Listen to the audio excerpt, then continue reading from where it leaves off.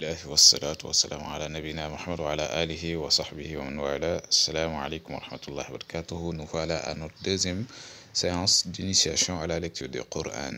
Et dans cette vidéo, il est question d'avoir une reconnaissance parfaite et une bonne maîtrise des 10 lettres suivantes, à savoir en rouge sa, sha, en bleu so, do, en jaune to, zo, en noir en ro et en vert fa, qa. Et dans la suite, on adoptera toujours la voyelle fatha qui se lit à, l'accent qui se lit à ou bien o lorsqu'il s'agit d'une lettre emphatique. Alors la première lettre qu'on obtient ici est la lettre sa. Elle s'écrit de part et d'autre de la ligne d'écriture, la partie supérieure ayant une forme de W ou de petit oméga en écriture grecque, et la partie inférieure étant la queue qui se perd lors de la liaison. Elle se prononce lorsque l'apex s'appuie contre les alvéoles palais, en plus d'un souffle sec. La lettre qu'on obtient ici est la lettre sha, c'est la consonne shinun associée à la voyelle fatha a. Elle s'écrit de la même manière que sinun avec les 3 points au-dessus. Et elle se prononce lorsque les bords de la langue s'appuient contre la racine des prémolaires en occasionnant une diffusion de l'air dans la cavité buccale. La lettre qu'on voit ici, c'est la lettre so, c'est la consonne sodun plus la fatha qui se lit o, parce que sodun est une lettre emphatique. Elle s'écrit de part et d'autre de la ligne, et la partie supérieure étant arrondie, la partie inférieure étant la queue qu'elle perd lors de la liaison. Elle se prononce lorsque les bords de la langue s'appuient contre la racine des prémolaires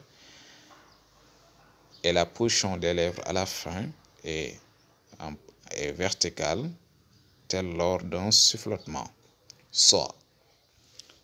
Ici, on obtient la consonne do, c'est la consonne dodun plus la fatha o, puisqu'elle est une lettre emphatique. Elle s'écrit de la même manière que so. Alors, la lettre retentit au point de contact entre les bords de la langue et la racine des prémolaires. Et la position des lèvres à la fin est verticale, tel un sifflotement en occasionnant un creux au milieu de la langue. Do. Là, on obtient la consonne to. To s'écrit exactement de la même manière avec les lettres précédentes, sauf qu'elle n'a pas de queue, la forme arrondie. En plus de cela, elle a une barre verticale sur la partie arrondie. Sur la partie gauche, à gauche de la partie arrondie.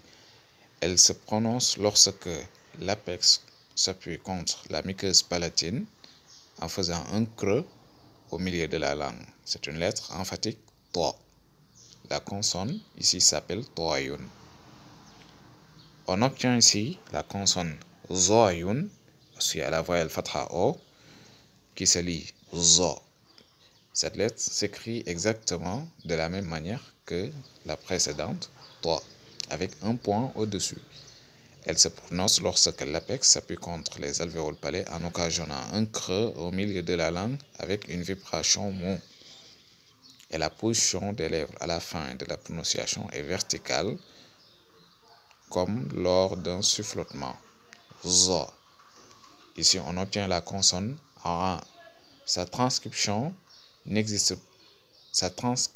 se note avec un C élevé par rapport à la ligne d'écriture en français. Son appellation n'existe pas en français, mais s'approche de la combinaison AN ou bien EN, en.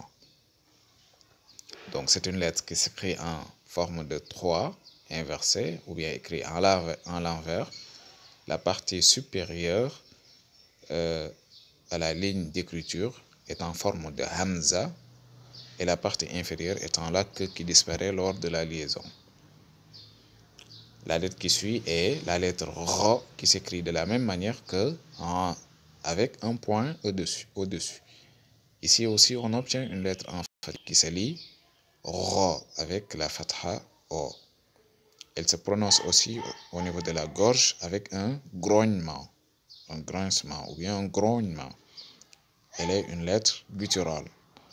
Elle correspond au R enroulé en français. Ici, on obtient la lettre F qui s'écrit sur la ligne d'écriture avec une queue courbée et élevée un peu vers la fin.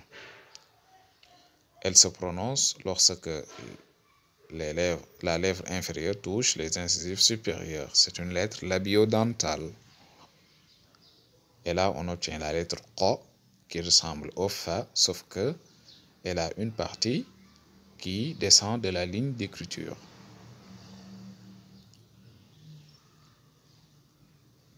Qui représente ici aussi la queue qu'elle perd lors de la liaison. Elle se prononce lorsque la luette crée une obstruction sur le dos de la langue. Et en récapitulant, on a sa, cha, so, do, to, zo, a, ro. Attention, il faut élever un peu le C ici par rapport à la ligne d'écriture. Et enfin, fa, ko. Et au niveau des séances de TD, vous serez assisté à rectifier les erreurs d'inattention, de lecture et d'écriture. Wassalamu alaikum wa rahmatullahi wa barakatuh.